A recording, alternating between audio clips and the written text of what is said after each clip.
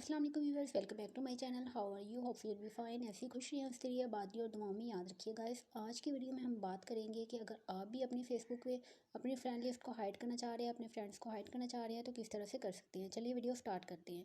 First of all आपने अपनी Facebook को ओपन कर लेना है। ओपन करने के बाद ऊपर 3 बार शो हो रही है, इस पर क्लिक कर देना है।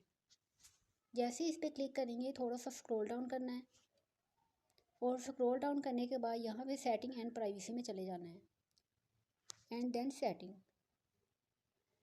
जैसे आप यहाँ पे आएंगे थोड़ा सा स्क्रॉल डाउन करने के बाद यहाँ पे शो हो रहा है how people find and contact you. इसमें अब ऑल टू ऑल डिटेल दी हुई है जिसमें आप चेंज कर सकते हैं, सेटिंग कर सकते हैं।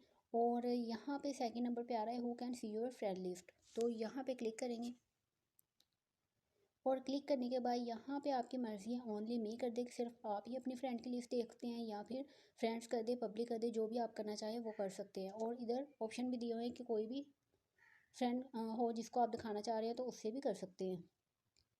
तो इस तरह से आप भी अपनी सेटिंग कर सकते हैं जिसमें मैंने की हुई है ओनली मी। ठीक है, आई श्योर कि आपको समझ आ गई होगी। मिलते हैं अपनी नेक्स्ट वीडियो में, तब तक के लिए अल्लाह हाफिज़।